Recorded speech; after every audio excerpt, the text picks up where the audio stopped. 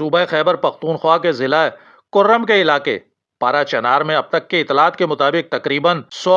بے گناہ اور معصوم افراد شہید ہو چکے ہیں اور زخمیوں کی تعداد بھی بہت زیادہ بتائی جا رہی ہے۔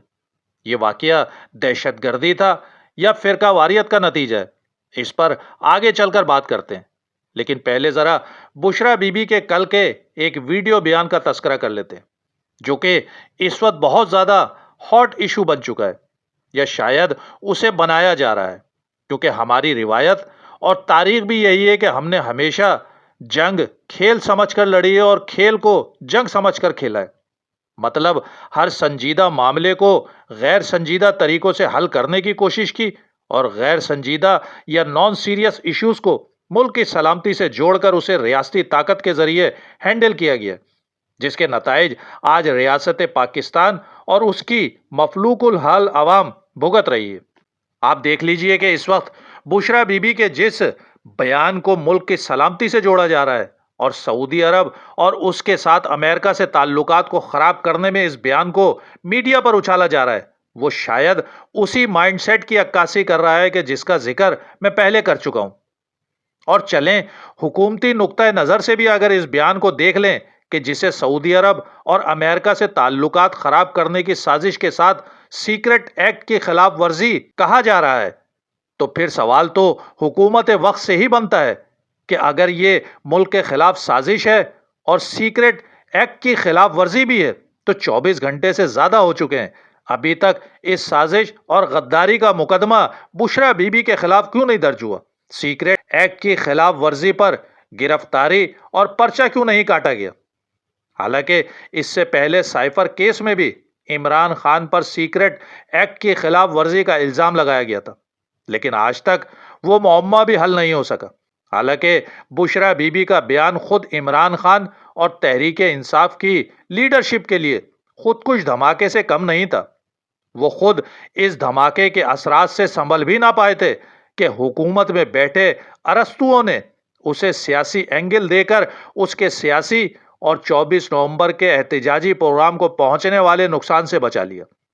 حالانکہ پی ٹی آئی وہ جماعت ہے یا اس کی قیادت ان کے ہاتھوں میں ہے کہ جنہیں سیاسی نقصان پہنچانے کے لیے نہ کسی دانائی کی ضرورت ہے، نہ سیاسی حکمت عملی درکار ہے،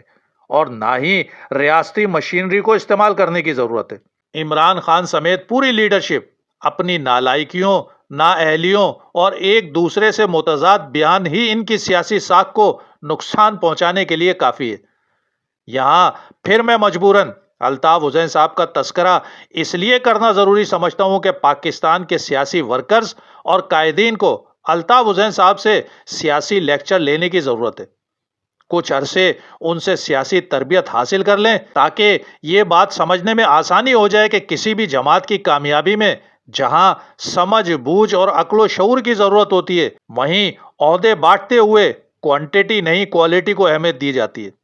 تاکہ کسی بھی مشکل اور پریشانی میں لیڈر یا قائد تنہا نہ رہ جائے۔ یہ بات اس لیے بھی کی گئی ہے کہ آپ دیکھ لیں کہ پی ٹی آئی کے پاس افراد تو بہت ہیں مگر سبھی لیڈر اور قائد ہیں،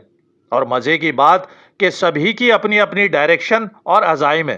اور حد تو یہ ہے کہ عمران خان کی بہنوں اور بیوی کے بیانات میں بھی اتفاق نہیں ہے۔ جہاں انتشار کی یہ حالت ہو وہاں حکومت کو اپنی توانائیاں اور پیسہ خرچ کرنے کی ضرورت ہی نہیں ہے، لیکن کیا کیجئے کہ جو حال تحریک انصاف کا ہے وہی حکومت میں شامل تمام جماعتوں کا ہے، جو کہ سب اپنے اپنے سیاسی اور کاروباری مفادات کی خاطر ملک کی سلامتی کے ساتھ کھلواڑ کر رہے ہیں۔ جیسا کہ میں نے شروع میں پارا چنار میں ہونے والی بدترین دہشت گردی کا ذکر کیا تھا، تو مجموعی طور پر تو صرف پارا چنار ہی نہیں، اس وقت دونوں صوبے بلوچستان ہو یا کے پی کے دہشت گردی کی لپیٹ میں تسلسل کے ساتھ دہشت گردی کے واقعات رونما ہو رہے ہیں، جس میں سویلین سمیت سیکیورٹی اہلکاروں کو نشانہ بنایا جا رہا ہے۔ لیکن پارا چنار واقعے نے حفاظتی انتظامات پر بھی بہت سے سوالات کھڑے کر دیے، کیونکہ یہ واقعہ اور اس کی شدت بہت زیادہ ہے۔ حالانکہ 12 اکتوبر کو بھی پارا چنار میں ایک واقعے میں 15 افراد کو شہید کیا جا چکا تھا، جس کے بعد راستوں کو بند کر دیا گیا تھا اور اس کے بعد سیکیورٹی اہلکاروں کے حصار میں گاڑیوں کو گزارا جاتا تھا۔ لیکن موجودہ واقعے میں کہا جا رہا ہے کہ تقریباً 200 گاڑیوں کے قافلے کو سیکیورٹی فراہم کرنے والے اہلکاروں کی تعداد بہت کم تھی، جو کہ تقریباً 6 کے قریب بتائی جا رہی ہے۔ جب پارا چنار کے حالات اور جغرافیائی صورتحال اس بات کی متقاضی ہے کہ یہاں کی سیکیورٹی غیر معمولی ہونی چاہیے، تو پھر لاپرواہی یا غفلت کہاں برتی گئی، یہ شاید انکوائری کے بعد سامنے آئے گا۔ ضلع کرم کہ جو کہ 3 اطراف سے افغانستان کی سرحدوں سے ملتا ہے اور جہاں واقعہ رونما ہوا ہے، وہاں شیعہ مکاتب فکر کی اکثریت ہے، اور افغانستان کی جو سرحد اس سے ملتی ہے، کہتے ہیں کہ وہاں دہشت گرد تنظیموں کے ہائیڈ آؤٹس یا محفوظ پناہ گاہیں ہیں، جن میں ٹی ٹی پی اور داعش سر فہرست ہے۔